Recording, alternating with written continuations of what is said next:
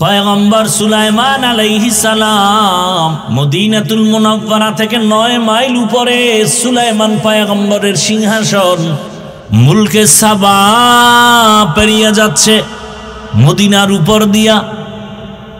হঠাৎ পয়গম্বর সুলাইমান জমিন থেকে 9 মাইল উপরে সিংহাসনে বসে জমিনের গর্তের পিপিলিকার আওয়াজ কানে শুনছে। পিপিলিকা বয়ান করতেছে, ইয়া আইয়ুহান নামলু দুখুলু মাসাকিনাকুম, এই আমার জাতিরা তাড়াতাড়ি গর্তের মধ্যে প্রবেশ করো। সুলাইমান নবী পিপিলিকার বয়ানটা 9 মাইল উপর থেকে শুনলেন। ফাতাবাসসামা, সুলাইমান পয়গম্বর ওখানে বসে মুস্কি হাসিয়া বলে, এই সিংহাসন ল্যান করো। জমিনের মধ্যে ল্যান করছে পয়গম্বর সুলাইমান। পিপিলিকার কাহিনী সবাইরে শুনাইতেছে। এই কাহিনীর মধ্যে হঠাৎ নামাজের সময় ওযু করবে, পানির প্রয়োজন, কোথাও পানি নাই। হুদহুদ নামের পাখি নাক লাগায়া মাটির মধ্যে বলতে পারতো এখানে পানি আছে। বলা মাত্র জিনদের বলতো মাটি খনন করে পানি উঠা, ওযু করব, নামাজ পড়ব। সুলাইমান পয়গম্বর পিপিলিকার কাহিনী শুনায়। পিপিলিকার কাহিনী এতটা সুন্দর যে আল্লাহ ওই পিপিলিকার নামে সূরার নাম দিয়ে দিছে সূরাতুন নমল।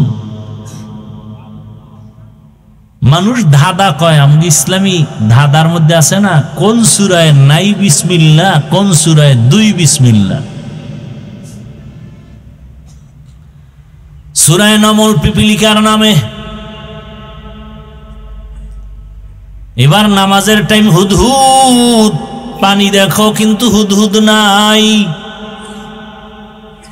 পাখিদের মধ্যে উপদেষ্টা হলো ঈগল পাখি। উপদেষ্টারে কয়, তোমার অধীনস্থ হুদহুদ গেল কোথায়? পানি দেখাবে, জিন দিয়া পানি উঠাবো, ওযু করবো, নামাজ পড়বো। এদিক দিয়া হুদহুদ ফাঁকে দিয়া উপরে ওইটা চলে গেছে। খোলা আকাশে ঘুরে ঘুরে দেখে তার আর একজন জাতি ভাই বহুদূর হুদহুদ নামের পাখি দেখা যায়। হুদহুদ নামের পাখিটারে দেখা সুলাইমান নবীর হুদহুদ দৌড়ায় গিয়া কয়, কে তুমি? বলে, কে তুমি? কয়, আমি কে মানি? আমি তো সুলাইমান নবীর অধীনস্থ প্রজা। সুলাইমান কে? সুলাইমান কে মানি? গোটা দুনিয়া যার হুকুমে চলে। বলে, মাত্র নাম শুনছি। বলে, তুই কোথায় আছো? সুলাইমানের নাম জানো না তো, তোর জেলখানায় যেতে হবে। কয়, না, আমি তো সুলাইমান রে চিনি না। আমি এমন এক এলাকায় আছি, আমগো দেশটা এক ম্যাডাম চালায়। ম্যাডামের নাম কি? দেখছেন নি? কারবার কেউ জানে না ম্যাডামের নাম কি? বাসুলাইমা দাদ মুলকো সরওয়ারে সুদমতি খাতে মশদে ওয়াপুরি। হুদহুদ বলে, বিলকিস তোমার ম্যাডাম? বলো কি, গোটা দুনিয়া চালায় সুলাইমান? বলে, আরে তো তুমি জানো না তোমার সুলাইমানের কি আছে? বলে, সিংহাসন। আমার ম্যাডামেরও সিংহাসন। কত চল একটু দেখি। হুদহুদ চলে গেল বিলকিসের সিংহাসন দেখে গিয়া। বিশাল বড় রাজপ্রাসাদ, এত সুন্দর সিংহাসন। সুলাইমান নবীর কাছে খবর বলবে দিয়ে সুলাইমান হুদহুদরে না পাইয়া মেজাজ গরম হয়ে গেছে। সুলাইমান পয়গম্বর বললেন, মালিয়া লা আরাল হুদহুদ, কি হলো আমার? আমি হুদহুদকে দেখি না কেন? রাজনীতি, এই রাজনীতি বলে নাই। এই পয়েন্ট একটা রাজনীতির একটা পয়েন্ট। আমাকে কোরআন দাও, আমি সুলাইমান বিলকিসের ঘটনা শোনাবো 1 মাস লাগায়া। তাফসির করবার তোমরা বাংলাটা ধরো। খোদার কসম, রাজনীতি কাকে বলে? কত প্রকার কি কি আমি সুলাইমান আর বিলকিসের ঘটনা দিয়ে শোনায় যাব, আমাকে দাও। ইউসুফ আর জুলাইখার ঘটনা দিয়ে রাষ্ট্রনীতি কাকে বলে দেখায় যাব, ধরে ধরে দেখায় যাব। দাও আমার হাতে। তুমি আমার কোরআনটাকে দুর্বল বানিয়েছো। আমার কোরআন তো দুর্বল না, ইসলামে সব আছে, রাষ্ট্রনীতি নাই এ কথা বলে আমার ইসলামটাকে খাটো করবা, মেনে নিতে পারি না। আমার ইসলাম তো এমন, দুনিয়াতে যত নীতি আছে সব, সমাজনীতি, পরিবার নীতি, রাষ্ট্রনীতি, অর্থনীতি, যত নীতি আছে সব নীতির থেকে শ্রেষ্ঠ নীতি হলো ইসলামের নীতি। ইসলামে অর্থনীতি নাই?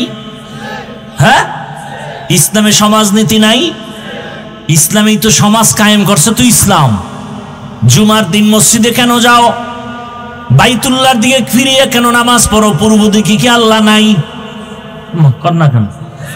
দক্ষিণে আল্লাহ নাই, উত্তরে আল্লাহ নাই, নিচে আল্লাহ নাই, উপরে আল্লাহ নাই, সমুদ্রে আল্লাহ নাই, তাহলে বাইতুল্লাহর দিকে কেন নামাজ হবে? কেন? ভালো করে বুঝো সমাজনীতি কাকে বলে। ইসলামের সমাজনীতি পারফেক্ট এবং পিওর। ইসলামের অর্থনীতি পিওর নীতি এবং পারফেক্ট। আল্লাহর জাতের কসম, এই জমিনে যতদিন পর্যন্ত ইসলামের অর্থনীতি চালু হবে না, ততদিন পর্যন্ত অর্থনীতির প্রতিবন্ধিতা এবং প্রতিবন্ধকতা, ঝামেলা মুক্ত দেশ হবে না। অর্থনীতির একমাত্র কল্যাণ ইসলামী অর্থনীতি। ইসলামী অর্থনীতি চালু হয়ে গেলে এ দেশে ভিক্ষুক থাকবে না, দারিদ্র বিমোচনের স্লোগান দিতে হবে না, দারিদ্র সীমার উপর আর নিচ নিয়ে টেনশন করা লাগবে না। ধনীরা জাকাত দিবে ইসলামের অর্থনীতি, গরিবরা জাকাত পাবে ইসলামের অর্থনীতি। মানুষকে করজ দাও, হাসানা দাও, করজে হাসান। আমি যদি একটু চুপচাপ বয়ান করি, মাটির নিচের কবরের আযাবের বাস মোটামুটি হাদিয়া ঠিক।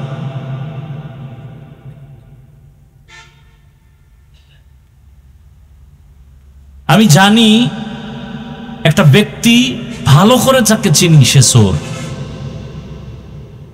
আমি জানি সে ধর্ষক, নারী পাইলেই ধর্ষণ করে, তার চরিত্র খারাপ। আপনি জানেন ওই লোকটা চোর, ওই লোকটা ডাকাত, ওর একটা জালেম। তার কাছে আপনি টাকা আমানত রাখবেন?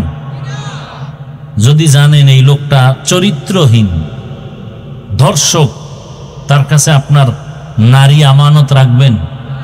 হ্যাঁ, এটি বুঝেন? কিচ্ছু বুঝেন না। বুঝলে ঘুরে ফিরে আবার সেই নাপাক হাতের মধ্যে আসে কেন? যদি বুঝে থাকেন তাহলে সেই নাপাককে ঘুরে ফিরে মাথার মুকুট বানান কেন? জানেন চোর, আপনি কেমনে বলেন তার চরিত্র ফুলের মতো পবিত্র? আপনি জানেন সে ডাকাত, সে জালেম, সে ধর্ষক, সে খুনি, আপনি কিভাবে জবান দিয়ে বলেন তার চরিত্র ফুলের মতো পবিত্র? কোন ফুল? কাগজের ফুল না। মানুষ কি এতটা বোকা হইতে পারে? হ্যাঁ, আপনি জানেন তার কাছে টাকা রাখলে খেয়ে ফেলবে আর ফেরত দিবে না,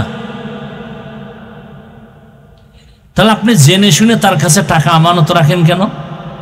এরপর আপনি মাইকিং করবেন আমার টাকা চুরি হয়ে গেছে।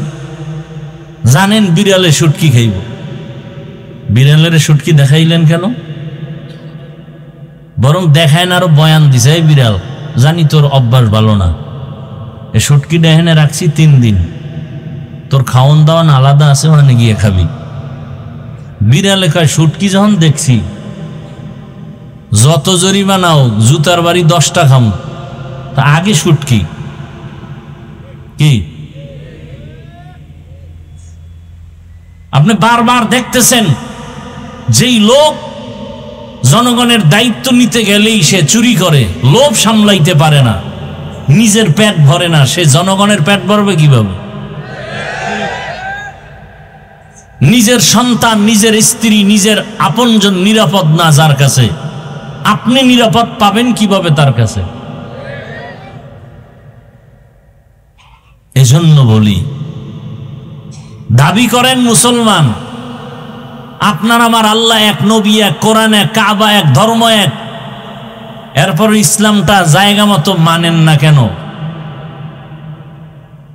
দুনিয়ার লোভে পড়ে গেছেন। কি লোভ? ভোটের আগের রাত্রে কিছু টাকা পাবেন, আর কিছু পাবেন? আর কিচ্ছু? ভোটের পরে আর কিছু পাবেন? ভোটের আগের রাতে কিছু টাকা পাবেন, আর এই যে কিছু কি জানি বলে ওই চা পান খাওয়ানোর কিছু খরচ টরচ পাবেন, আর তার পাও যদি ধোয়া দিতে পারেন তাহলে হয়তো বা একটু চামচাগিরি সুযোগ পাবেন। এছাড়া আর কিছু পাবেন? হ্যাঁ, আবার যদি ভাগে কোনো দিন উল্টা পাল্টা হয়ে যায় তাহলে মাইনাস। মাইনাস মানে জমিন থেকে বিদায়। কি এখন মানুষ মারতে শত্রু লাগে না, নিজের দলের আপন লোকটাই যথেষ্ট। ভাগে কম হয়ে গেছে বলে ওকে মাইনাস করে দাও। তবে আপনি মানেন আর না মানেন, কথাটা লিখে রাখেন। বিশেষ করে আমি যুবকদেরকে বলবো, একটা ব্যানার বানাও। 200 টাকা দাম নিতে পারে, সম্ভবত 2 ফিট 3 ফিট ব্যানার। ব্যানারে স্লোগান লিখবা, পৃথিবীতে একমাত্র শান্তির ঠিকানার নাম ইসলাম। কথাটার মধ্যে কি পরিমাণ সন্দেহ আছে আপনাদের? হ্যাঁ, আপনি যদি ইসলাম না মানেন দুঃখ নাই, কিন্তু কথাটা আপনি সত্য, এটা 100 না, ওভার 100। শান্তির ঠিকানার নাম, এটা সাইনবোর্ড লেখেন, ব্যানারে লেখেন, এবং এরপরে লিখবেন, যতদিন পর্যন্ত এই জমিনে ইসলাম কায়েম হবে না ততদিন পর্যন্ত চাপাবাজদের আওয়াজ হবে, শান্তি কপালে জাতি পাবে না। সম্ভব না, কোনোদিন সম্ভব না। চোরের কাছে কোনোদিন সম্পদ আমানত থাকতে পারে না, ধর্ষকের কাছে কোনোদিন আমার মা বোন নিরাপদ থাকতে পারে না, জালেমের কাছে কোনো দুর্বল মানুষ সুস্থ থাকতে পারে না। ইসলাম ছাড়াই জমিনে শান্তি আসবে না। কিয়ামত পর্যন্ত যত তুমি চিল্লাও, চিল্লাইতে পারবা, কিন্তু শান্তি কপালে দেখা যাবে না ইসলাম ছাড়া। সমস্যা কি? সবাই কয়, যারা বিএমপি করে, আওয়ামী লীগ করে, এরাও মাঝে মাঝে কয়, হুজুর আপনারা এক হইলে আমরা আসি, এইবার চান্দু যাবা কই? আমরা হুজুরেরা তো মোটামুটি এক লাইনে হাজির, এইবার চান্দু যাবা কই? এইবার পিটান খাবো না, পিটান দিব। আমগো ধাক্কাইয়া ধাক্কাইয়া কইছো এক হও, আমরা এক হয়ে গেছি ইনশাআল্লাহ। দেশের সব আলেম এক, ইসলামের ব্যানারে সব এক। কে চরমনাই, কে তাবলিগ, কে দেওবন্দি, কে আলিয়া, কে কওমিয়া বুঝি না, ইসলামের ব্যানারে সব এক। যারা এক হবে না তাদেরকেও চিহ্নিত করতে হবে, এরা খাঁটি ইসলামওয়ালা নয়, দুনিয়ার লোভে পড়ে ভিন্ন দিকে দৌড়ায়। এইবার যারা আমাদেরকে সাপোর্ট দিবে না এদেরকেও চিহ্নিত করতে হবে। ভেজাল আছে কথায়? একজনারে চিনি না, শুনি না, দেখি কেমন, দেখি এটা বলা যায়, কিন্তু যারে বারবার দেখছেন, বারবার চিনছেন, এরে আর কি দেখবেন? হ্যাঁ, একজনে দৌড়ায় পিছন দিয়া লঙ্গি ছেঁড়া, পিছন দিয়া কিও কয়, এতদিন সোনার বাংলা দেখছো, এখন রূপার বাংলা দেখো। কি বাংলা দেখো? সোনার বাংলা, রূপার বাংলা সব দেখেছো, এখন শুধু একটা দেখা বাকি, ইসলামের বাংলা দেখতে হবে।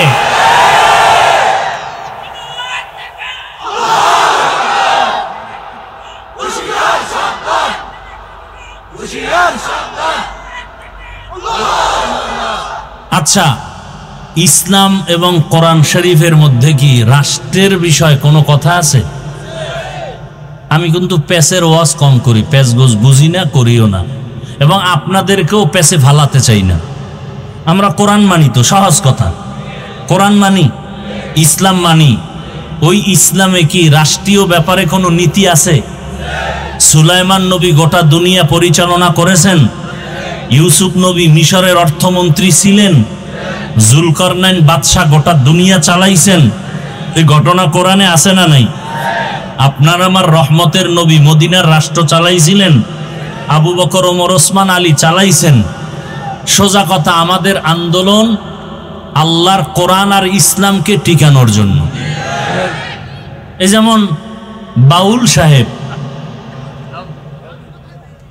কি সাহেব, এরা দীর্ঘ যুগ যুগান্তর চলতেছে চলতেছে চলতেছে, কিন্তু সীমা লঙ্ঘন করার পরে আমার আল্লাহ ধরে বসছেন। কি আল্লাহ ধরায় দিছেন? সীমা লঙ্ঘন করলেই ধরা পড়ে যাবে, আল্লাহ ধরায় দিবেন। তা আমিও যদি করি, আল্লাহ আমাকে ধরায় দিবেন। সব সহ্য করা যাবে। আমার আল্লাহ, আমার রসুল, আমার কোরআন, আমার ইসলামের বিরুদ্ধে কথা বললে তা বরদাস্ত করা হবে না।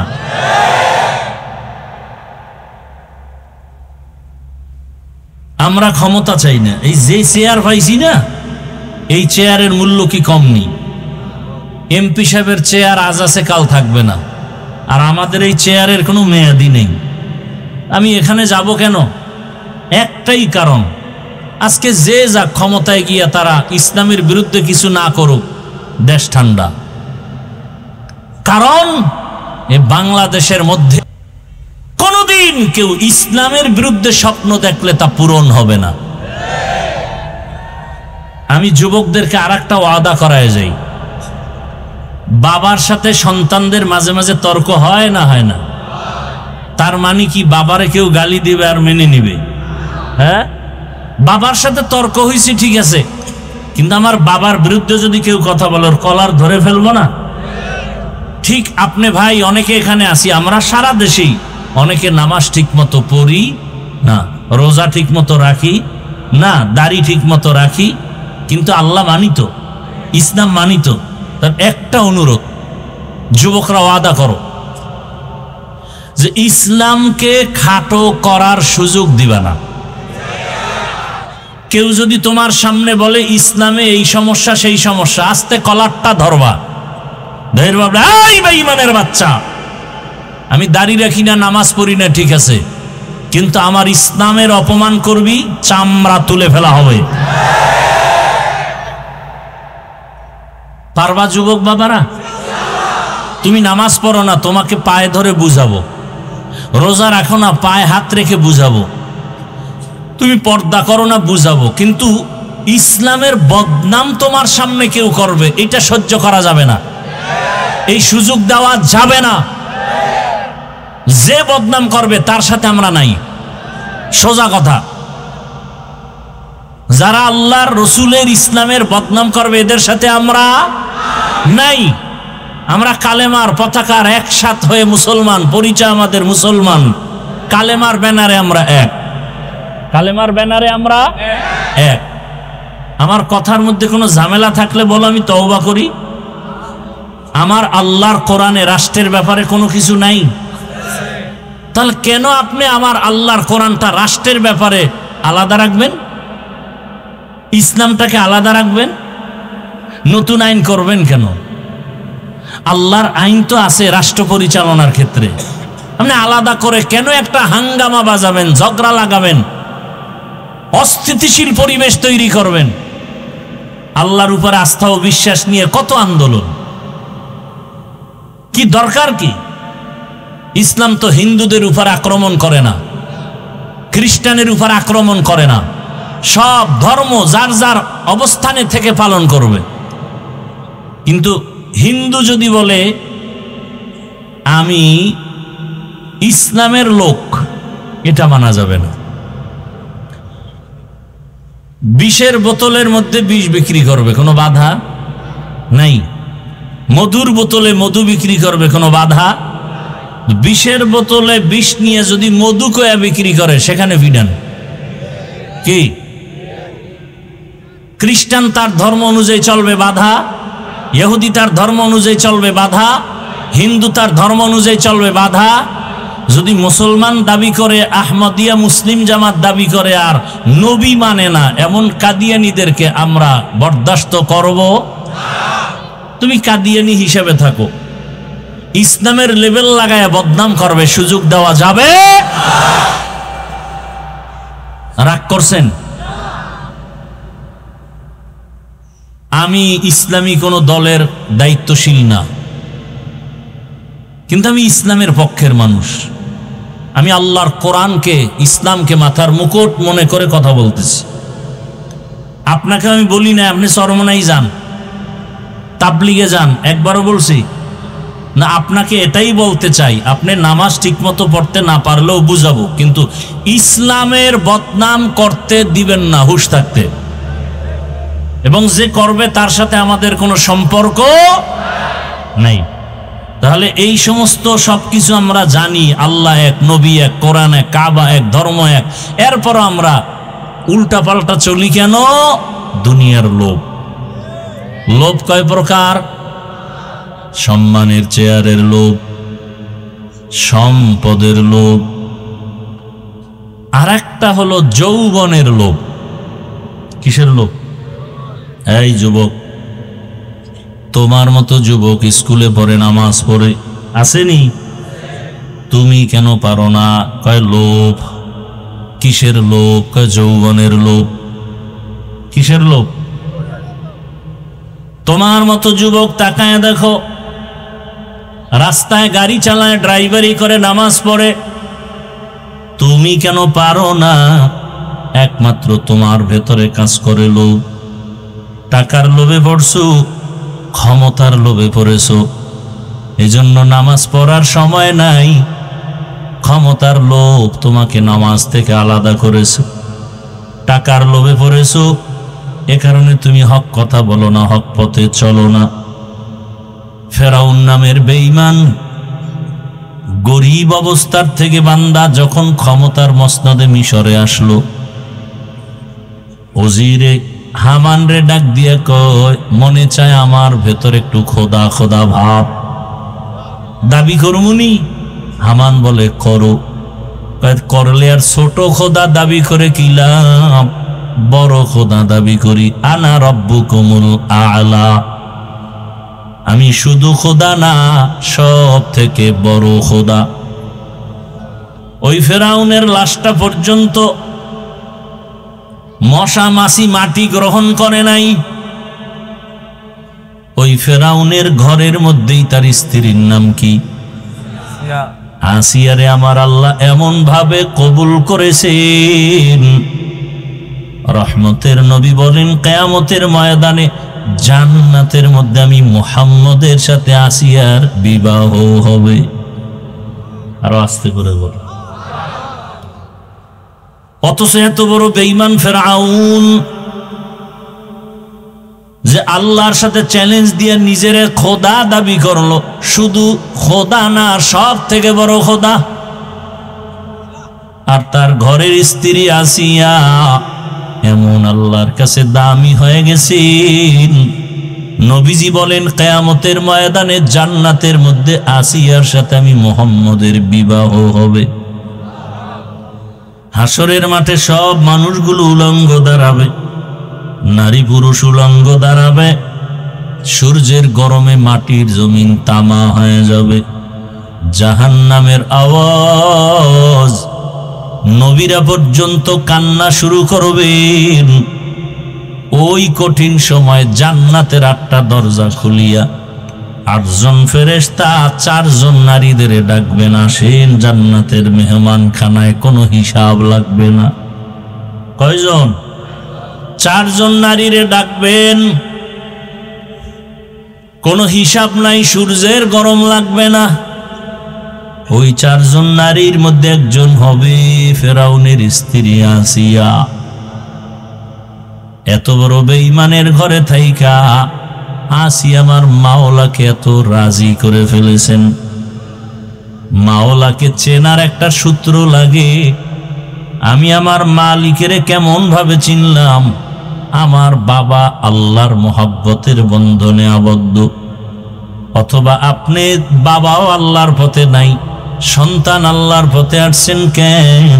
বলে একজন আলেমের সোহবত পেয়েছে, একজন তাবলীগওয়ালার বয়ান শুনছি, বহু ডাকাত পর্যন্ত নামাজি হয়ে গেছে। এত বড় বেঈমানের ঘরে, ফেরাউনের ঘরে আসিয়া কেমনে আমার মাওলার আশেকা হয়ে গেল? একমাত্র কারণ মুসা নবীর সোহবত পেয়েছে। মুসা নবী দুনিয়াতে আসবে, ফেরাউন স্বপ্ন দেখা পাগল হয়ে গেল। বলে এই মুসাকে আসতে দেওয়া হবে না, আমার খোদাগিরি নষ্ট করে ফেলবে। মুসা যেন দুনিয়াতে না আসে অ্যালার্ট জারি করে দিল, দুনিয়ার কোন নারীর গর্ভে বাচ্চা আসলে, ছেলে হলেই হত্যা করে ফেলো। কিন্তু আমার মালিকের সিদ্ধান্ত, এই বেঈমান, আমি মুসারে পাঠাবো তোর ঘরে রাইখা বড় বানায়া তোরে সোজা করব। বান্দা চাইলে কিছু হয় না, আমার আল্লাহ চাইলে সব হয়। কাদের কুদরত দারি বর কামাল, আন্তা রব্বি আন্তা হাসবি জুল জালাল, তুহি কাদের জলিলুল্লাহ জাহাদা, বহর হালে তুহি মেরা নিগাহদার।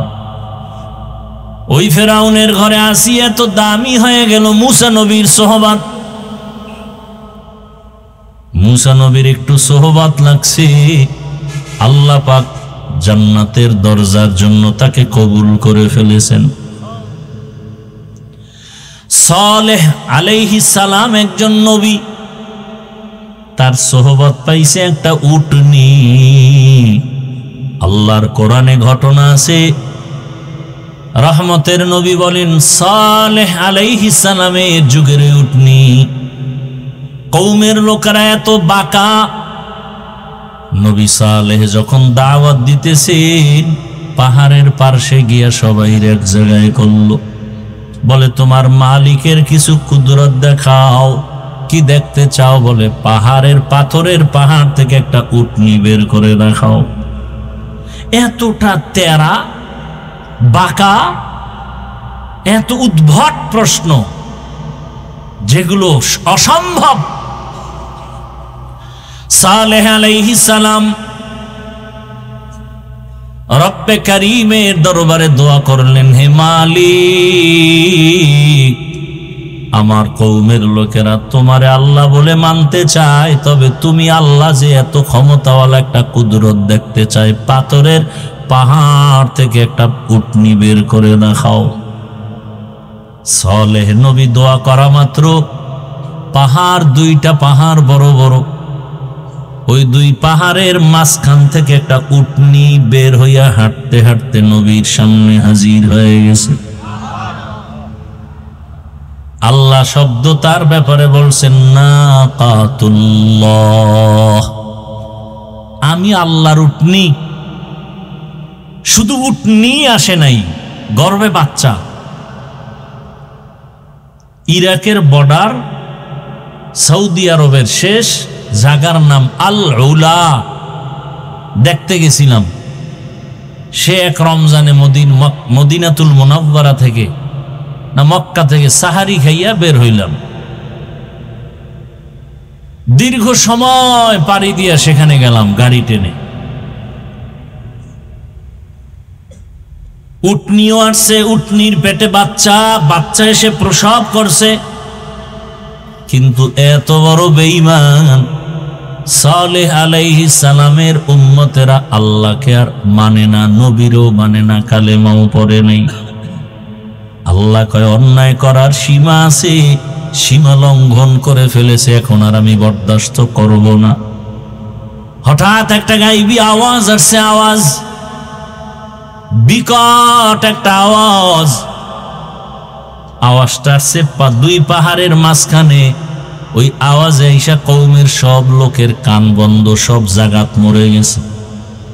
কিয়ামতের আগে এরকম ইসরাফিলের আওয়াজ আসবে, সিংহা নিয়ে দাঁড়ানো, ফুৎকার দিবে।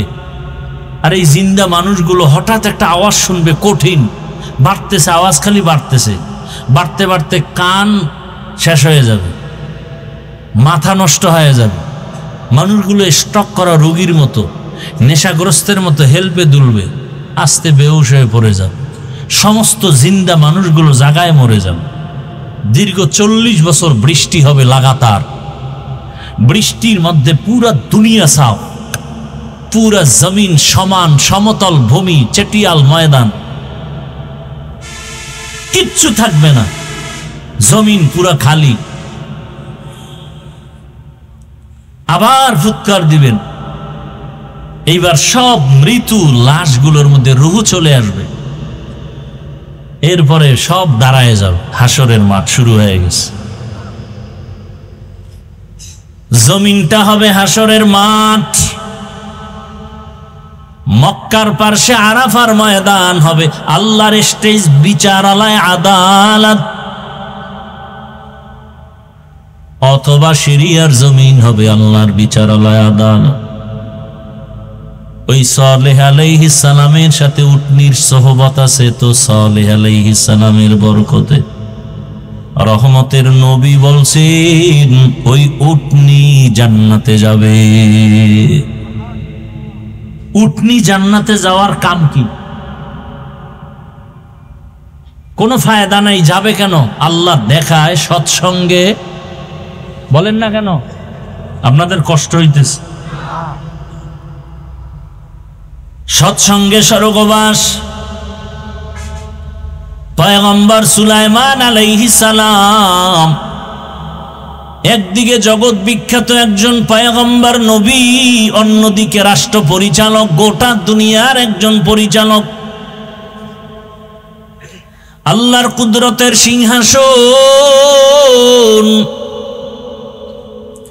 মদিনাতুল মুনাওয়ারা থেকে 9 মাইল উপরে সুলাইমান পয়গম্বরের সিংহাসন। মুলকে সাবা পেরিয়ে যাচ্ছে মদিনার উপর দিয়া। হঠাৎ পয়গম্বর সুলাইমান জমিন থেকে 9 মাইল উপরে সিংহাসনে বসে জমিনের গর্তের পিপিলিকার আওয়াজ কানে শুনছে। পিপিলিকা বয়ান করতেছে, ইয়া আইয়ুহান নামলু দুখুলু মাসাকিনাকুম, এই আমার জাতিরা তাড়াতাড়ি গর্তের মধ্যে প্রবেশ করো। সুলাইমান নবী পিপিলিকার বয়ানটা 9 মাইল উপর থেকে শুনলেন। ফাতাবাসসামা, সুলাইমান পয়গম্বর ওখানে বসে মুস্কি হাসিয়া বলে, এই সিংহাসন ল্যান্ড করো। জমিনের মধ্যে ল্যান্ড করছে। পয়গম্বর সুলাইমান পিপিলিকার কাহিনী সবাইরে শুনাইতেছে। এই কাহিনীর মধ্যে হঠাৎ নামাজের সময় ওযু করবে, পানির প্রয়োজন, কোথাও পানি নাই। হুদহুদ নামের পাখি নাক লাগায়া মাটির মধ্যে বলতে পারতো এখানে পানি আছে। বলা মাত্র জিনদের বলতো মাটি খনন করে পানি উঠাও, ওযু করবো, নামাজ পড়ব। সুলাইমান পয়গম্বর পিপিলিকার কাহিনী শুনায়।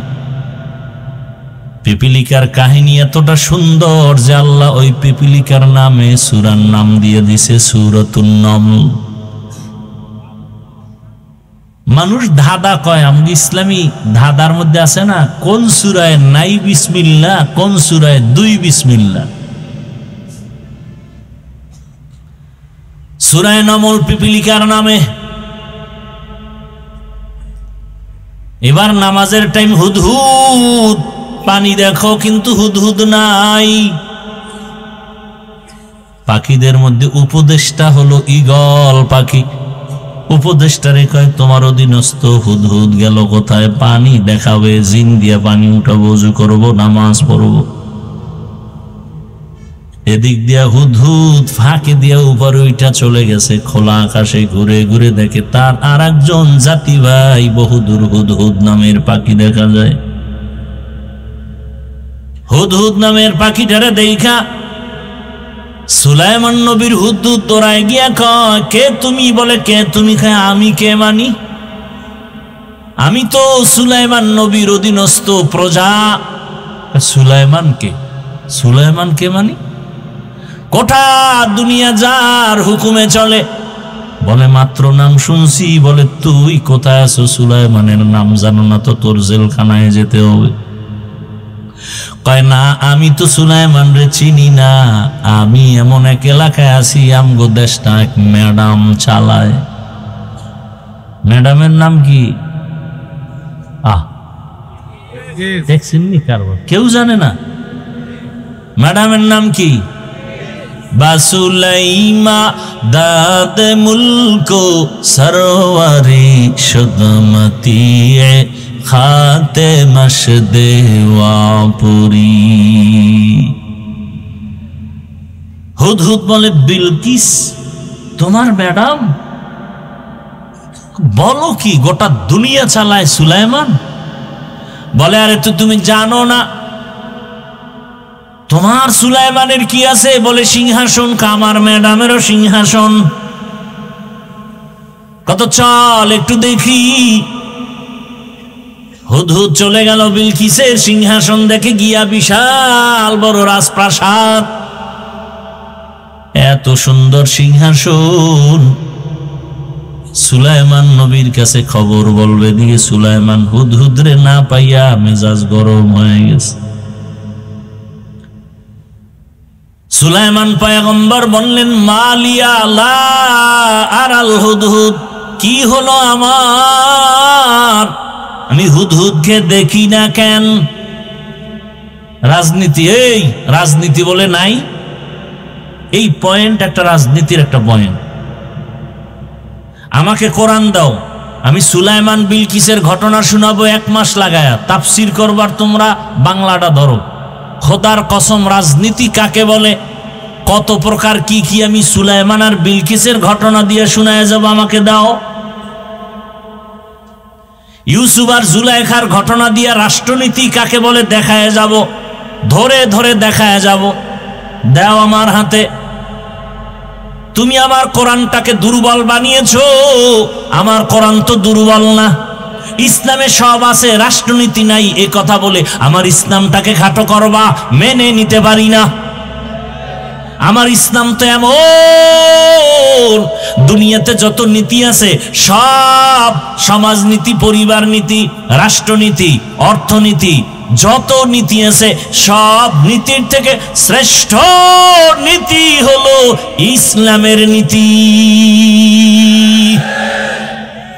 ইসলামে অর্থনীতি নাই? হ্যাঁ। ইসলামে সমাজনীতি নাই? ইসলামেই তো সমাজ কায়েম করছে তো ইসলাম।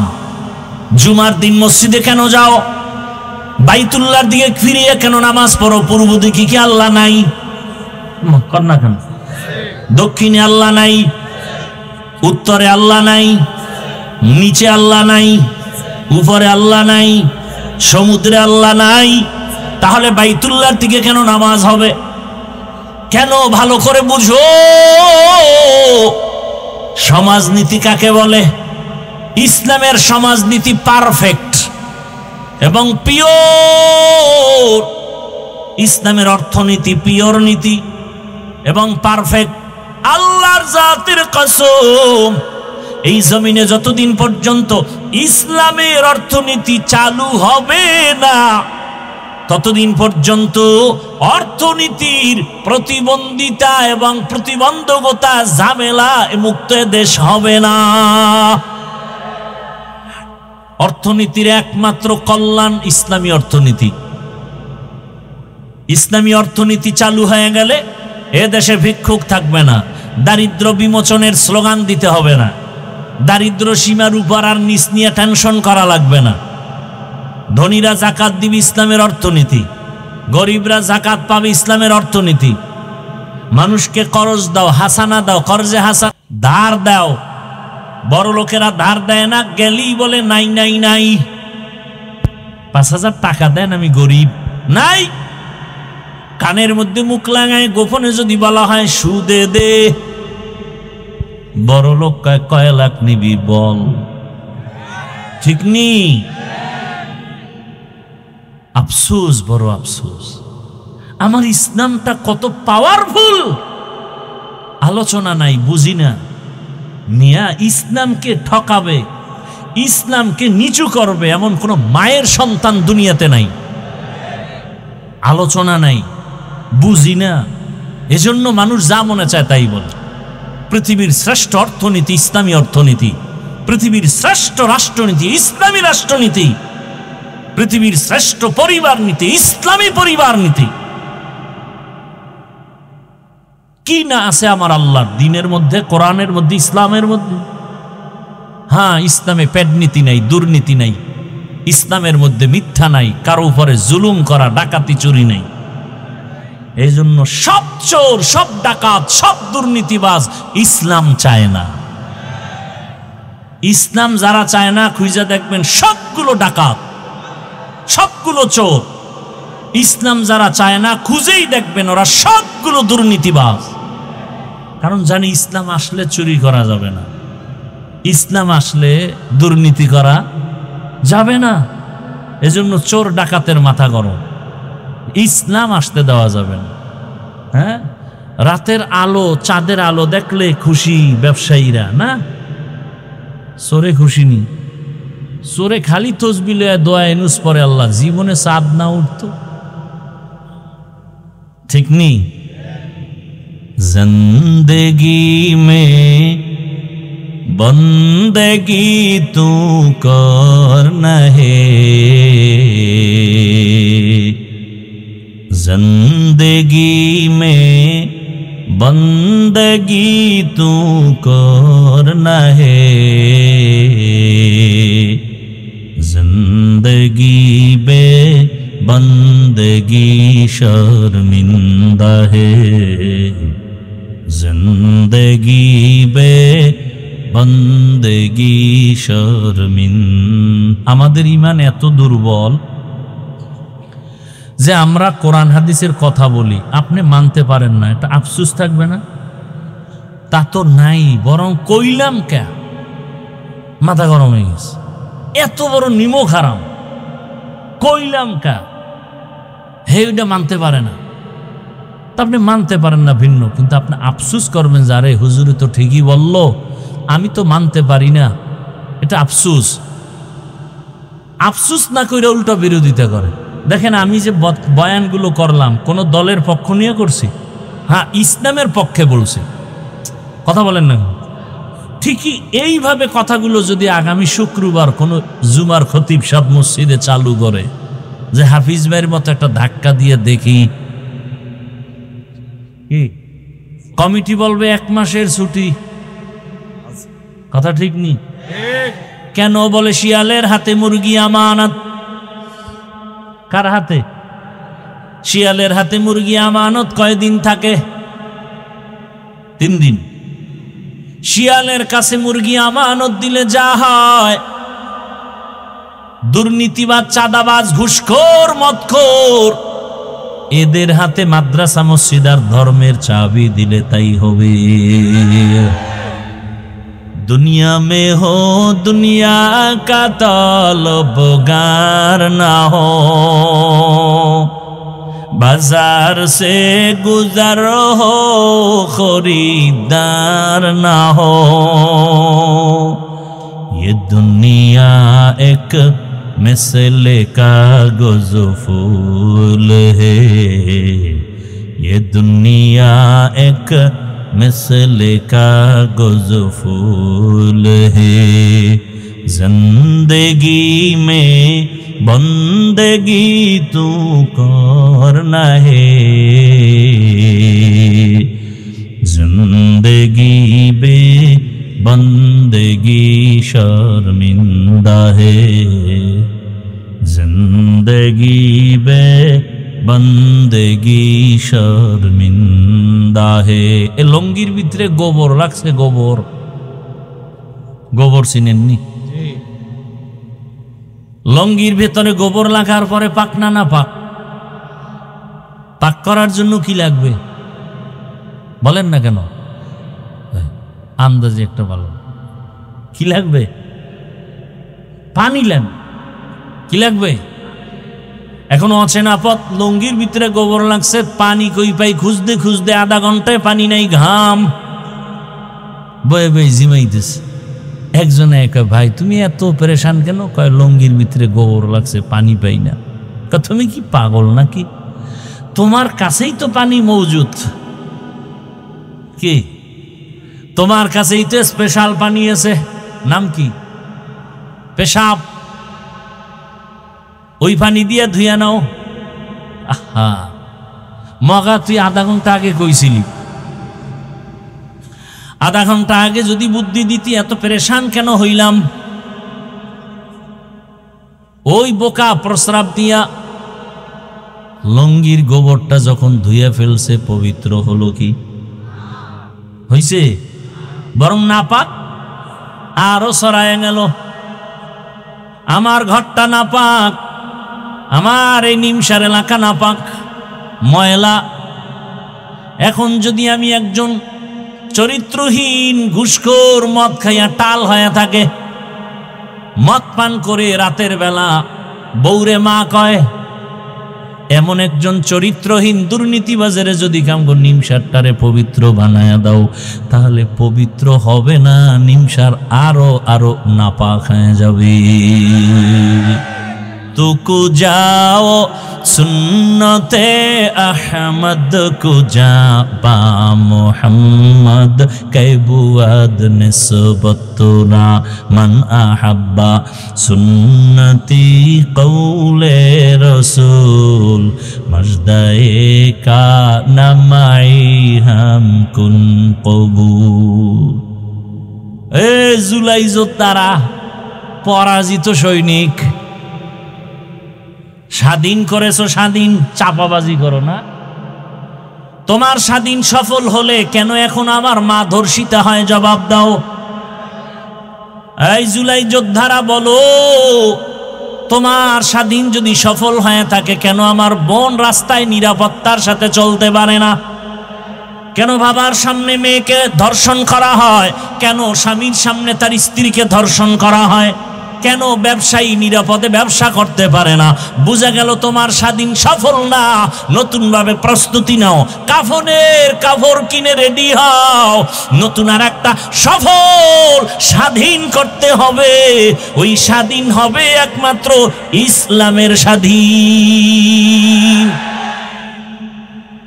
রেডি হয়ে যাও, আর বেশি বেশি বিড়ি টানো,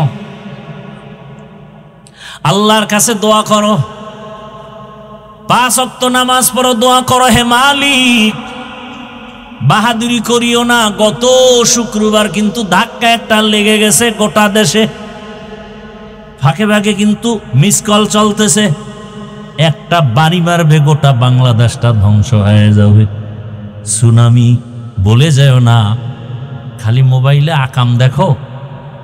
2004 সালের ইন্দোনেশিয়ার সুনামির ইতিহাস দেখ, ভূমিকম্পের ইতিহাসগুলো দেখো। আমার দেশটা ধ্বংস হতে 1 সেকেন্ডের সময় লাগবে না। রাতের বেলা ঘুমাইবা, ঘুমের মধ্যে দেখবা সমুদ্রের মাঝখানে হাবুডুবু খাইতেছো। শরীয়তপুর জেলার মধ্যে নড়িয়া থানা, হঠাৎ করে একটা গ্রাম মাটির পানির মধ্যে ডুবে গেছে, মাটি বাড়ি সুদ্ধা। আমার মাওলা যদি একটু অর্ডার করে, সাথে সাথে একটা বাড়ি মারবে, 5.7 না একটু যদি বাড়তি হয়ে যায়, বা ওইটাই যদি আরেকটু সেকেন্ড বাড়ায় দেয়, 13 সেকেন্ডের জায়গায় যদি 20 সেকেন্ড হয়ে যায়, আল্লাহ বুঝায় দিলেন ধাক্কা দিয়া, এই নাস্তিকের দল, বাহাদুরি করিস না, জমিন আমি আল্লাহ। এ জমিনে বাহাদুরি করবে একমাত্র আল্লাহ, আর কেউ না। পয়গম্বর সুলাইমান, মনে আসেনি? পয়গম্বর সুলাইমান হুদহুদরে না পাইয়া যে শব্দটা বললেন, এটা রাজনীতি। মালিয়া লা আরাল হুদহুদ, কি হলো আমার হুদহুদকে দেখি না কেন? আর আমরা কি করি? কি হলো সভাপতির মসজিদে আসলো না কেন? কি হলো এলাকাবাসীর মসজিদে আসে না কেন? সুলাইমান শিখায় দিলেন, না না, নিজের দিকে তাকায় বলো, আমার কি হলো যে হুদহুদ আমার থেকে চলে গেল? আমার কোন দোষের কারণে ময়দানে শ্রোতা নাই? আমার কোন অপরাধের কারণে মুসল্লি মসজিদে নাই? আমার কোন অপরাধের কারণে মাদ্রাসায় ছাত্র নাই? আমার কোন অপরাধের কারণে এলাকায় ভূমিকম্প হয়? আমার কোন অন্যায়ের কারণে আমার শিশু বাচ্চা কেন জ্বরে ভুগতেছে? আমার কি হলো? আমার কি হলো? আমার স্ত্রী কেন অসুস্থ কষ্ট পায়? আমার কি হলো? আমার কোন গুনার কারণে আল্লাহ বেজার? আমার কি অপরাধের কারণে আমার ঘরে অশান্তি? আমার কোন অপরাধ হলো যে আমার সমাজে অশান্তি? আমার কি অপরাধ হলো যে আমার কারণে আমার দেশটা অশান্তিতে ভরা? দেখছেননি রাজনীতি? মালিয়া, আমার কি হলো? সুলাইমান বলে, আমার কোন দোষের কারণে হুদহুদকে হারায় ফেললাম। কেন হুদহুদ আমার অধীনস্থ নাই? আরে আমার কথা সবাই শুনবে, কিন্তু শুনে না কেন? আমি বাবা হইয়া সন্তানকে আদেশ দেই, মানে না কেন? আমার কোন অপরাধের কারণে? আমি শিক্ষক হইয়া ছাত্রকে শাসন করি, বিরোধিতা করে কেন? আমার কোন অপরাধের কারণে? আমার কোন গুনার কারণে আমার ছাত্র আমার কথা মানে না? আমার কোন অন্যায়ের কারণে আমি বাবা হিসাবে সন্তানকে কথা মানাইতে পারি না? আমার কথা তো অনায়াসে মানবে, আমার কথা তো আমার প্রজারা মানবে। আমার কোন অপরাধের কারণে আমার এলাকার মানুষ আমার কথা মানে না? আমার কোন দুর্বলতার কারণে আমার দেশের জনগণ আমার কথা মানে না? ওরে আমি যদি ভালো হই, গোটা দেশ ভালো হয়ে যাবে। গাছ ভালো, ফল ভালো, আমি বাবা ভালো, সন্তান ভালো, শিক্ষক ভালো, ছাত্র ভালো, পীর ভালো, মুরিদ ভালো, সরকারের ক্ষমতাওয়ালারা ভালো, গোটা দেশ ভালো। রাজনীতি নাই, কপাল খারাপ, সময় নাই, নাইলে এক সপ্তাহ টাইম দিয়ে সূরা নমল আর সুলাইমান বিলকিসের কাহিনী শোনায় যাই আর রাজনীতি শিখায় যাই। এত একটা পয়েন্ট বললাম, কোরআনে আছে না? এটা তো মাত্র একটা পয়েন্ট বললাম। বাসুলাইমা দাতে মুলকো সরওয়ারি শুদমতি এ খাতে মশ দেওয়াপুরি। ভাইরা আমার, এখনো সময় আছে, তওবা করেন। আরে পিপিলিকার কথা বলতেছিলাম কোন সূত্র ধইরা? ওই যে ফেরাউনের স্ত্রী আসিয়ার কথার সূত্র ধরে। রহমতের নবী বলেন, এই পিপিলিকা আল্লাহর জান্নাতে যাবে। কোথায় যাবে? পিপিলিকা জান্নাতে যাবে, একটা গাভী জান্নাতে যাবে। কি জান্নাতে যাবে? গাভী। ওই গাভীর নামে সূরা আছে, নাম কি? সূরায়ে কেন গাভী জান্নাতে যাবে?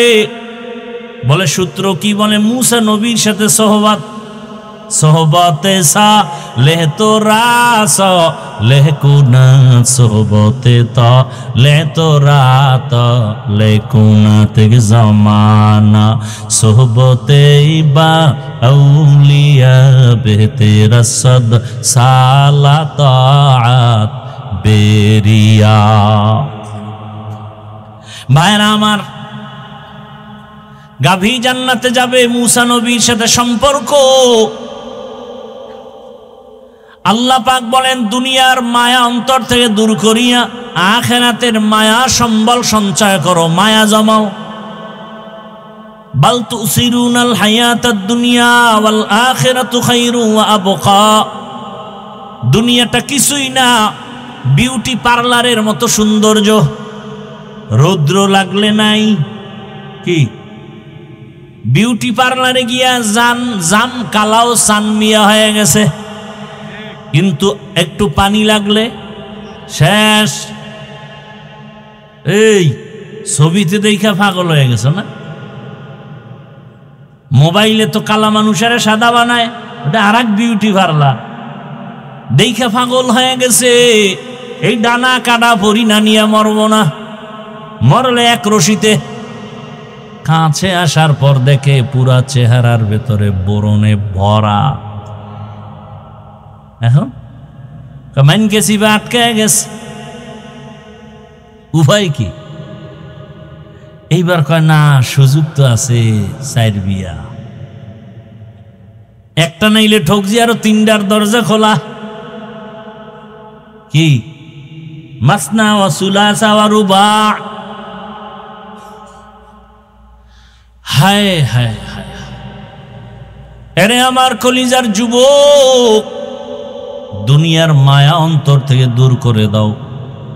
তুমি স্কুলে পড়ো, কলেজে পড়ো, চাকরি করো, ব্যবসা করো, ডাক্তার হও, ইঞ্জিনিয়ার হও, প্রফেসর হও, আমি দিল খুলে দোয়া করি তুমি ডাক্তার হও, ইঞ্জিনিয়ার হও, প্রফেসর হও, এসপি হও, ডিসি হও, ওসি হও, বড় ব্যবসায়ী হও, চাকরিজীবী হও, তবে একটা ছোট দাবি, বেয়াদব হইও না। তোমার ব্যবহারে যেন কোনোদিন আলেম কষ্ট না পায়, তোমার আচরণে যেন আমার আল্লাহ কষ্ট না পান, তোমার কোনো আচরণে যেন আমার রসুল কষ্ট না পায়, তোমার কোনো আচরণে যেন মা বাবা কষ্ট না পায়, তোমার আচরণে যেন কখনো কোনো শিক্ষক কষ্ট না পায়। কারণ মা বাবার কষ্ট তোমার জন্য কপাল ভরার বরদোয়া, শিক্ষকের মনে কষ্ট তোমার জন্য বরদোয়া। অন্তরে কষ্ট আসার পর একটা নিঃশ্বাস ফেললে তোর জিন্দেগি বরবাদ। মা যদি সন্তানের কথায় কষ্ট পেয়ে, আচরণে কষ্ট পেয়ে, নিঃশ্বাস ফেলে সন্তানের জীবন ধ্বংস। একজন শিক্ষক ছাত্রীর উপরে কথায় কষ্ট পেয়ে নিঃশ্বাস ফেললে জীবন ধ্বংস হয়ে যাবে। ওলামায়ে কেরাম যদি কষ্ট পায়, নিঃশ্বাস ফেলে জাতির কপাল পুড়ে যাবে। অতএব বাবা, তুমি স্কুলে পড়ো, কলেজে পড়ো, চাকরি করো, ডাক্তারি পড়ো, ইঞ্জিনিয়ারিং পড়ো, বাধা নাই। আদো বলা ডাক্তার হও, ইঞ্জিনিয়ার হও, প্রফেসর হও। ওরে তোমার মতো কত সন্তান doctor, engineer, professor, RAB, army, police, BDR, OC, DC, SP 5 ওয়াক্ত নামাজ পড়ে নাই। বেশি বয়ানের দরকার নাই, এই কথাটা অন্তরে ঢুকাও যে আমার মতো জেনারেল লাইনের মানুষটা যদি স্কুলে পড়ে, কলেজে পড়ে, নামাজ পড়ে, আমার কপাল কেন খারাপ, আমি কেন পারি না? আমার মতো যদি জেনারেল লাইনের মানুষ চাকরি করে, ব্যবসা করে, নামাজ পড়ে, আমি কেন পারবো না? ও আল্লাহ, তুমি আমারে মাফ করে দেও। জীবনের শখ লাগাইয়া আশা পূরণ করতে গিয়া তো পার্কে কম দৌড়াইলা না, সারা রাত মোবাইল তো কম চালাইলা না। কত রাত্র মোবাইলে গুনাহ করেছ রে যুবক। পার্কে পার্কে কত দৌড়াইলা, দাড়ি কাটলা, নামাজ সারলা, এখনো কি আশা পূরণ হয় নাই? তোমার আশা কি আরো আছে? আরো কত রাত্র তুমি মোবাইল চালাইলে আশা পূরণ হবে বলো? আর কতবার দাড়ি কাটলে, নামাজ সারলে, বেপরদায় পার্কে দৌড়াইলে আশা পূরণ হবে বলো? এবং হায়াতের বাকি আছে কতদিন, তাও তুমি আমাকে বলো। এমন একটা দিন নাই পানির নিচে, গাড়ির নিচে, ঘুমের বিছানায় যুবকের লাশ পাওয়া যায় না। কয়দিন বাঁচবা জানা নাই। ওই ভূমিকম্পে একটু হলো 10 জনের প্রাণ চলে গেল। ও বাবা, তোমাকে আল্লাহ ঘুমের মধ্যে নিতে পারেননি? ঘুমের মধ্যে মরে না কেউ। তুমি যদি চিন্তা করো, তাহলে গানের তার কেমনে কানে লাগাও? যদি ভয় করতে যে যদি এই ঘুমে আমি মরি, অনুনয় বিনয় করে বলবো, এখনো তওবা করো, ফিরে আসো আল্লাহর কাছে, মনে মনে তওবা করো, হে আল্লাহ, আর নামাজ ছাড়বো না, দাড়ি কাটবো না, বেপরদায় চলবো না। মা বাবার দোয়া নিয়া, শিক্ষকের দোয়া নিয়া, উলামায়ে কেরামের পরামর্শ নিয়া, নবীজির আদর্শ মেনে চলবো, আর কোনোদিন গুনার পথে যাব না। আল্লাহ আমাদের সবাইকে তওবাওয়ালা জীবন দান করেন, আমিন। আলহামদুলিল্লাহি রাব্বিল আলামিন। والصلاة والسلام على سيد الأنبياء والمرسلين وعلى آله وأصحابه أجمعين يا أرحم الراحمين يا أرحم الراحمين يا أرحم الراحمين رب ارحمهما كما ربياني صغيرا اللهم إنك عفو كريم تحب العفو فاعف عنا اللهم إنا نسألك رضاك والجنة ونعوذ بك من سخطك والنار আল্লাহুম্মা ইন্না নাউযু বিকা মিনাল বারাসি ওয়াল জুনুনি ওয়াল জুযামি ওয়া সাইয়্যিল আসকাম। রব্বুল আলামিন, গুনার বোঝা নিয়ে আপনার দরওয়াজায় আমরা হাজির। মেহেরবানি করে আমাদের জীবনের সব গুনাহগুলো মাফ করে দেন আল্লাহ। আয় আল্লাহ, এ মাহফিল কবুল করে নে।